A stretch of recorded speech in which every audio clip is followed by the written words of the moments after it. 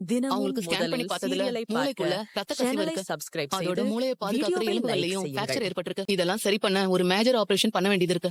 Doctor, அந்த operation பண்ணா என் பொண்ணு பொழைச்சுப்பால? அது மேஜர் ஆபரேஷன் மட்டும் இல்ல, ஒரு கிரிட்டிக்கலான ஆபரேஷனும் கூட. அதனால எதுவும் நடக்கலாம். ஆபரேஷன் சக்சஸ்ஃபுல்லாவும் நடக்கலாம், இல்ல உயிருக்கு ஆபத்தாவும் முடியலாம். ரெண்டுக்குமே 50-50 சான்சஸ் இருக்கு. என்ன டாக்டர் இப்படி சொல்றீங்க? நீங்க சொல்றத கேட்கும் போதே பதட்டமா இருக்கே டாக்டர். தைரியமா இருங்க. நம்ம எப்பவுமே நம்பிக்கையோட இருக்கணும்.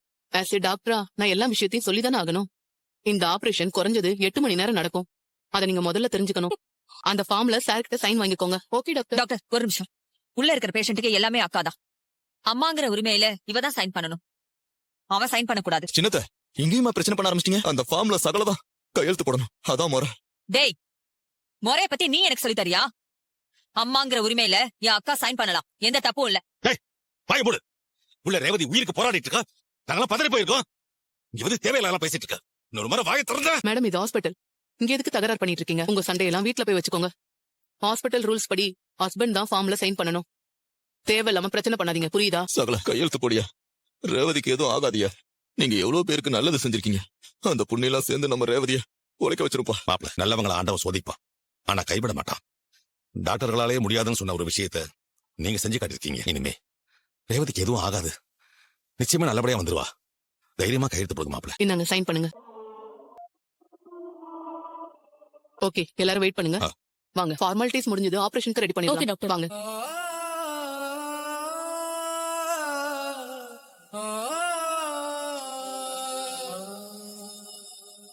இன்னும் கொஞ்ச நேரத்துல அவளுக்கு சர்ஜரி நடக்க போகுது. ரொம்ப கிரிட்டிக்கலா இருக்குன்னு சொல்லியிருக்காங்க. இந்த சர்ஜரி நல்லபடியா நடந்து அவன் நல்லபடியா பொழைச்சு வரணும். எந்த கஷ்டமா இருந்தாலும் அதை எனக்கு கூட. அவ இப்படி கஷ்டப்படுறதை என்னால பார்க்க முடியல. அவளை எப்படியாவது காப்பாத்தி கொடுத்துரு. எனக்கு அது போதும்.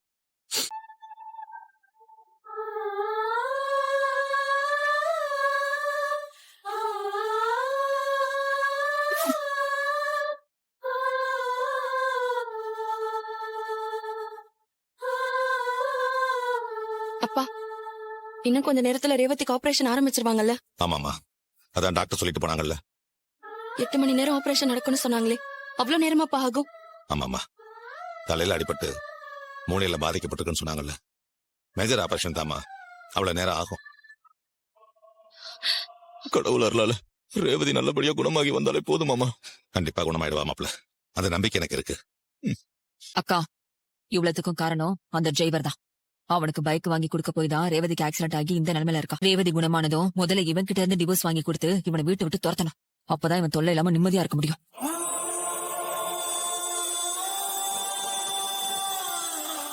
சார், இதெல்லாம் உங்க ஒய்ஃபோட நகைங்க. அவங்கள ஆபரேஷன் தியேட்டர் கொண்டு போறோம். வாங்கிக்கோங்க சார்.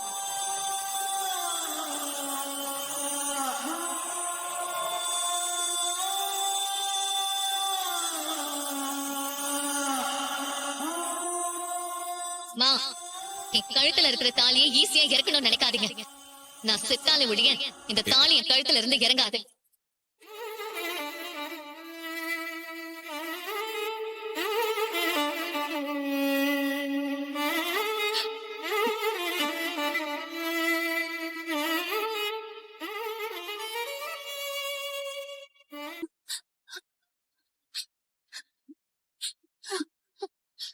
ரேவதி, நான் பேசணும். ரேவதி, உனக்கு எதுவும் ஆகாதுமா. நீ தைரியமா போயிட்டு வா. அம்மா நான் இருக்கேன்ல. உனக்கு நான் எதுவும் ஆக விட மாட்டேன்.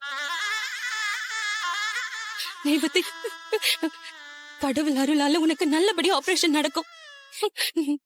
நீ கண்டிப்பா பொழைச்சு வந்துருவேன்னு எங்களுக்கு தெரியும். துப்பாக்கியால சுட்டப்பாவே பொழைச்சு வந்துட்ட. இதுலயும் நீ கண்டிப்பா பொழைச்சு வந்துருவ ரேவதி. எனக்கு அந்த நம்பிக்கை இருக்கு. ரேவதி, எங்க எல்லாரோட பிரார்த்தனையும் நீ நல்லபடியா பொழைச்சு வரணுங்கிறதாமா. உனக்கு எதுவும் ஆகாதுமா. கண்டிப்பா நீ நல்லபடியா திரும்பி வந்துருவ. நீ வேணா பாரு. மாடி ரேவதி, நீ பயப்படாதம்மா. இன்னும் நிறைய வருஷம் நீ நல்லபடியா இருக்கணும். உனக்கு நல்லபடியா ஆபரேஷன் ஆகி நீ நல்லபடியா வெளியில வருவ. கவலைப்படாதம்மா.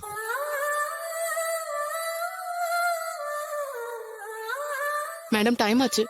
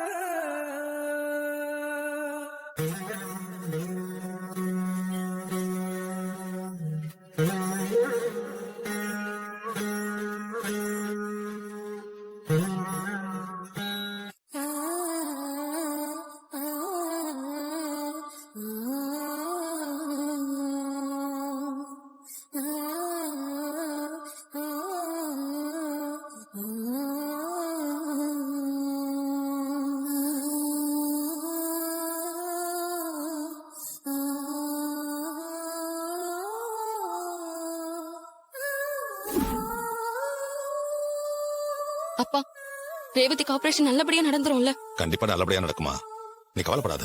அவளுக்கு ஒண்ணும் ஆகாது. கடவுளே, என் பொண்ணுக்கு நல்லபடியா ஆபரேஷன் நடந்து பொழைச்சு வரணும். அதுக்கு நீதான் அருள் புரியணும். என்ன ரொம்ப மன கஷ்டத்தோட வந்திருக்க போல இருக்கு. நீங்க சொன்ன மாதிரியே நடந்துருச்சு. ரேவதிக்கு ஆக்சிடென்ட் ஆயிடுச்சு. ஹாஸ்பிட்டல்ல உயிருக்கு போராடிட்டு இருக்கா. அவளுக்கு எதுவும் ஆயிடக்கூடாது சாமி. பயமா இருக்கு சாமி. நான் சொன்னது என் வாக்கு இல்ல, அந்த கடவுளோட வாக்கு.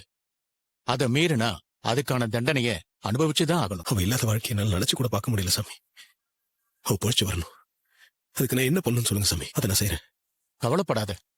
நீ செஞ்ச தான தர்மம், உன் முன்னோர்கள் செஞ்ச தான தர்மம் எல்லாம் உன் மனைவியோட உயிரை காப்பாத்தும். ஆனா உயிர் பொழைச்சு வந்தாலும் அதுலயும் உனக்கு சோதனை இருக்கு. என்ன சோதனை சாமி?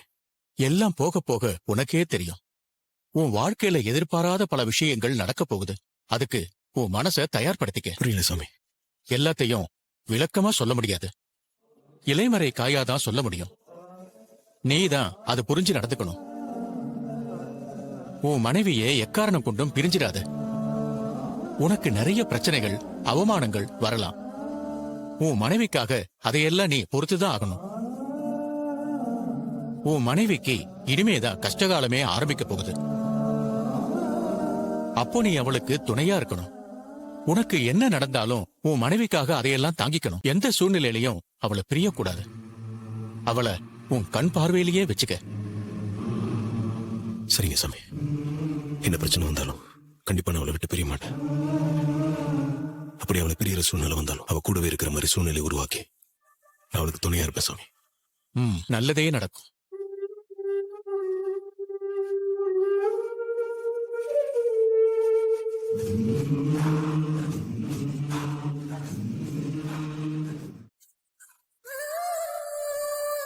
அப்பா, அக்காக்கு இன்னுமா ஆபரேஷன் பண்றாங்க? அவளுக்கு எதுவும் ஆகாதுல்ல? ஆகாதுமா. டாக்டர்ஸ் தான் ஆபரேஷன் முடிய 8 மணி நேரம் ஆகும் சொல்லிருக்காங்கல்ல. அது வரைக்கும் நம்ம காத்துட்டு இருந்துதான் ஆகணும். அவளுக்கு எதுவும் ஆகாதுமா, நல்லபடி ஆயிடுவா. மாப்பிள எங்க? சின்ன மாப்பிள்ளை ரொம்ப நேரமா காணோம். எங்க போயிட்டாரு? எனக்கும் சரியா தெரியல மாமா. ஒருவேளை ரேவதிக்காக வேண்டிக்க கோயிலுக்கு போயிருக்காரோ என்னமோ.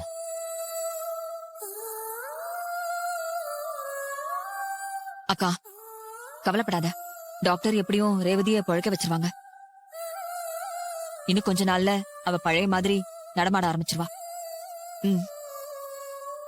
அவளை நான் இன்னைக்கு நிறைய திட்டிட்டேன்டி, அதான் ரொம்ப வருத்தமா இருக்கு. அக்கா, நீ என்ன வேணும்னே திட்டின? உனக்கு பிடிக்காத விஷயத்த செஞ்சா அதனாலதான் திட்டிருக்க. அதையெல்லாம் பெருசா எடுத்துக்கிட்டு கஷ்டப்படாத. விட்டு தள்ளுக்கா.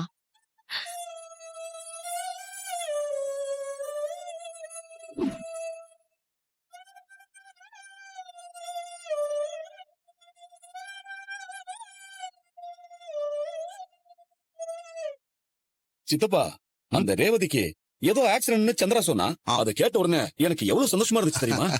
எனக்கு தான் அவனே எதிராளி குடும்பத்துல ஒருத்தருக்கு உயிருக்கு ஆபத்துனா அது நமக்கு சந்தோஷம் தானே? உண்மைதான் சித்தப்பா. அந்த ரேவதி அவ புருஷனோட சேர்ந்துகிட்டு என்னென்ன ஆட்டம் போட்டா. சந்திராவுக்கு எவ்வளவு பிரச்சனையை கொடுத்தா. ஒரு தடவை சந்திராவை கை நீட்டி அடிக்க வேற செஞ்சிருக்கா. அத சந்திரா என்கிட்ட சொல்லி ரொம்ப வருத்தப்பட்டா சித்தப்பா. நானே அவளை ஏதாவது பண்ணலாம்னு நினைச்சேன். நல்ல வேலை, கடவுளா பார்த்து அவளுக்கு கூலி கொடுத்துட்டான். அவனே என்னையும் அவ புருஷன் நிறைய தடவை அவமானப்படுத்திருக்கான். எல்லாம் உனக்கு தெரிஞ்சதுதான். இப்ப கடைசியா கோயில்ல கிடைச்ச நகைங்க திருட்டு போன விஷயத்துல என்ன அந்த மோட்டார் ரூம்ல வச்சு கட்டி போட்டு ஒரு நாள் முழுக்க அடைச்சு வச்சிருந்தான்ல அவனே. என்ன வயசானவன்னு கூட பார்க்காம அடைச்சு வச்சான்ல. அதான் இன்னைக்கு அவன் பொண்டாட்டி ஆக்சிடென்ட் ஆகி ஆஸ்பத்திரியில உயிருக்கு போராடிட்டு கிடக்குறா. சரி, சந்திரா அதுக்கு நம்மள இங்க வர சொன்னான்னு சுத்தமா புரியலையே. நம்மள சாமுண்டீஸ்வரி குடும்பத்துல யாராவது பார்த்தா பிரச்சனையாச்சே. இப்பதான் பஞ்சாயத்துல என் உறவை முடிச்சுக்கிறதா சொல்லியிருக்கா. திரும்பவும் அவ கூட என்ன சேர்த்து வச்சு பார்த்தா சாமுண்டீஸ்வரி அவளை வீட்டை விட்டே துரத்திடுவா. அவனே அதெல்லாம் என் மருமகளுக்கு தெரியாதா என்ன? ஏதோ முக்கியமான விஷயம் இருக்க போய் தானே வர சொல்லியிருக்கா. வெயிட் பண்ணி பாப்போம் அவனே.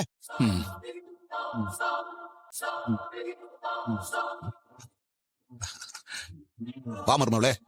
வா சந்திரா, எதுக்கு எங்களை போன் பண்ணி வர சொன்ன? ஏதாவது முக்கியமான விஷயமா? ரேவதிக்கு ஆக்சிடென்ட் ஆச்சுன்னு சொன்னேன்ல, ஆமா. எனக்கு என்னவோ அவ பழக்க மாட்டான்னு தான் தோணுது. ஏன் சந்திரா அப்படி சொல்ற? டாக்டர் இத சிவியர் இன்ஜுரின்னு சொல்றாங்க. மூளை வரைக்கும் பாதிப்பு இருக்கிறதால பழக்கிறது கஷ்டம்னு சொல்றாங்க. ஆபரேஷன் வேற 8 மணி நேரம் செய்யணுமா. அதனால அவ பழக்க மாட்டான்னு தான் எனக்கு தோணுது. என்ன மருமகளே சொல்ற? ஆபரேஷன் பண்ண 8 மணி நேரம் ஆகும்னு சொல்ற? ஆமா மாமா. ஏன் மருமகளே அவ்வளவு நேரம் ஆபரேஷன் பண்றாங்கன்னா அப்ப அது ரொம்ப கஷ்டமான ஆபரேஷனா தானே இருக்கணும். நீ சொல்ற மாதிரி பொழைக்கிறதே ரொம்ப கஷ்டம் போல தெரியுதே. ஆபரேஷன் ஆரம்பிச்சிட்டாங்களா?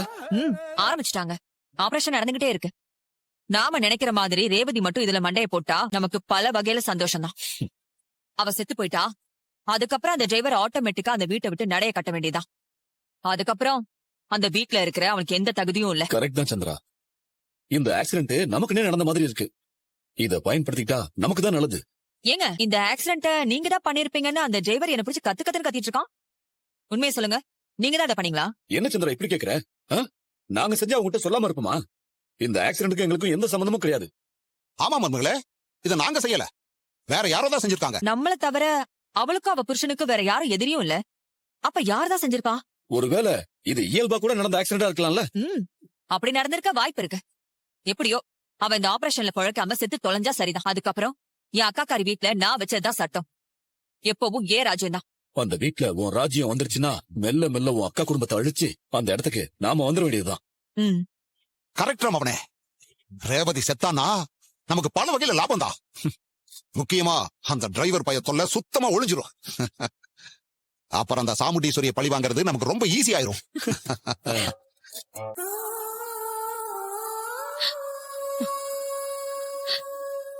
என்ன மாப்ள, கோயிலுக்கு போயிட்டு வரீங்களா? ஆமாமா. அக்கா, அவனை பாத்தியா? ரேவதி மேல அக்கறை இருக்கிற மாதிரி எப்படி நடிக்கிறான். இந்த மாதிரி டிராமா பண்ணிதான் ரேவதிய மயக்கி வச்சிருக்கான். அவளும் இவன் சொல்றதெல்லாம் கேட்டுக்கிட்டு ஆடுறா. நீ இதெல்லாம் நம்பாதக்கா. உங்க சித்தி உங்க அம்மா கிட்ட ஏதோ ரகசியமா சொல்றாங்களே, என்னவா இருக்கும்? அவங்க என்ன நல்லதா சொல்ல போறாங்க? அம்மா மனசு கெடுக்கிற மாதிரி தான் ஏதாவது சொல்லிருப்பாங்க. அப்படிதான் இருக்கும்.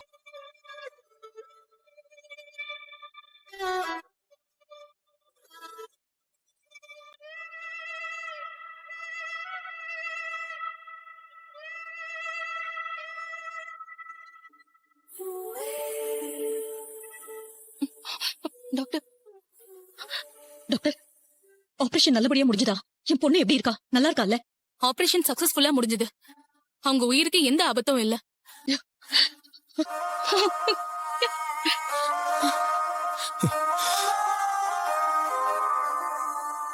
டாக்டர், நாங்க எங்க பொண்ணை பார்க்கலாமா? அவங்க இன்னும் மயக்கத்துல தான் இருக்காங்க. இன்னும் டைம் ஆகும். டாக்டர், என் வயித்துல பாலை வாத்தீங்க. நீங்க வந்து இந்த நல்ல விஷயத்த சொல்ற வரைக்கும் என் உயிரே என்கிட்ட இல்ல. ரொம்ப ரொம்ப நன்றி டாக்டர். அடச்ச, அந்த ரேவதி பொழைச்சுக்கிட்டாளா? செத்துருவான்ல நினைச்சேன். ஆனா அவளுக்கு ஆயுசு கெட்டி போல இருக்கு. அவன் மண்டைய போட்டுருவா இந்த டிரைவரை, அதுக்கப்புறம் வீட்டை விட்டு துரத்திடலான்னு நான் ஒரு பிளான் போட்டு வச்சா இனிமே அது முடியாது போல இருக்கே.